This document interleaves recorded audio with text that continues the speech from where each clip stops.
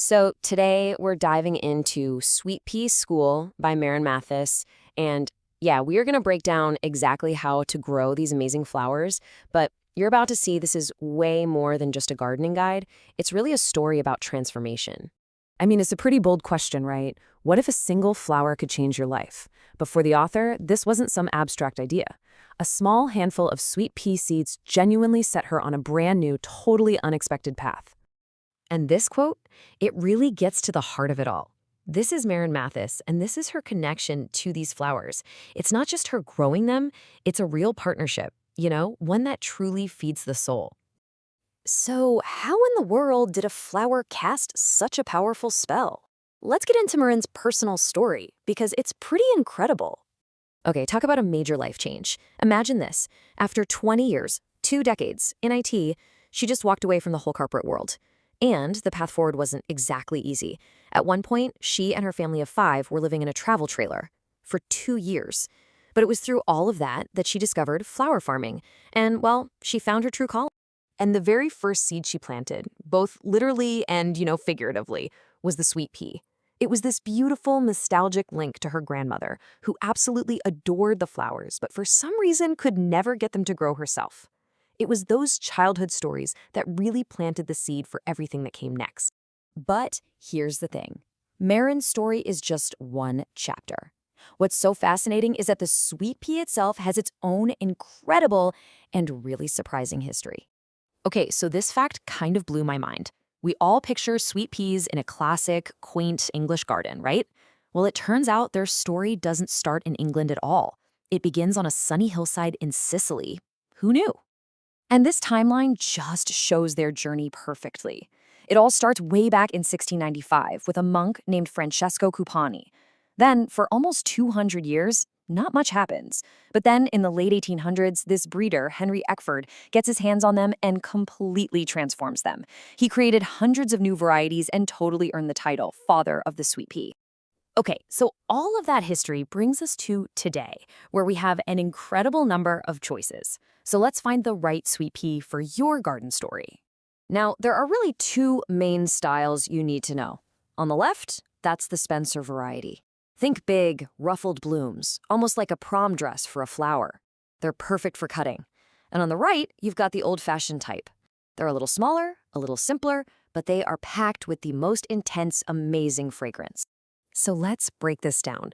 If you want those stunning bouquets with really long stems, Spencers are your go-to, for sure. But if you're all about that powerful, nostalgic scent wafting through your garden, you definitely want the old-fashioned varieties. Oh, and for those of you in warmer climates, the early multifloras are a total game changer since they bloom with less daylight. Okay, so you've picked out your perfect match.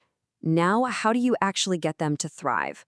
Let's unlock the simple secrets to making these flowers happy.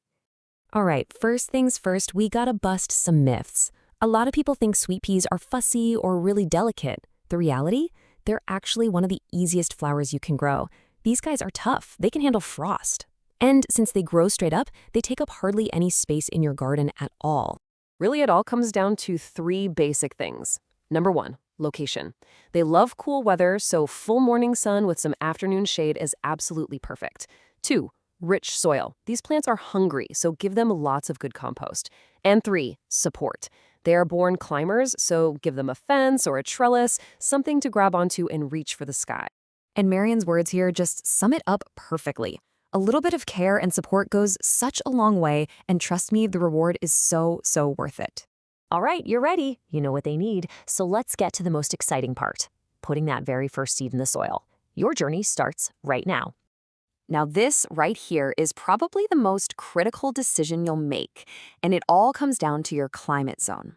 If you're in a mild area, say USDA Zone 8 or higher, you can actually sow your seeds in the fall to get stronger, tougher plants. But in cooler climates, Zone 7 or below, you'll want to wait and sow your seeds in the spring. And here is the magic number. To get these seeds to sprout, you want the temperature to be between 50 and 55 degrees Fahrenheit. That is their absolute happy place. Seriously, this is the sweet spot. See, unlike a lot of other seeds, sweet peas like it cool. So I'm going to say this very clearly, Please, whatever you do, do not use heat mats. It is the #1 mistake new growers make, and it can ruin your whole season before it even gets started. And the process itself, it's so simple. You just start with some damp, not soggy soil. Fill up your pots, use a pencil to poke a 1-inch hole, drop a single seed in there, cover it up, and give it a gentle watering. That's it. You are officially on your way. And then the magic happens. After about 10 to 14 days of waiting, you'll see this, that first little green shoot breaking through the soil with a really strong root system already starting to form down below. It's the best feeling. And this just shows you the incredible potential that's packed inside one tiny little seed.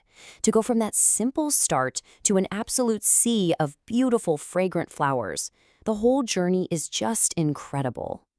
Which brings us right back, full circle, to Marryn's own story. That moment she stood in front of her very first successful harvest and just knew her life had changed.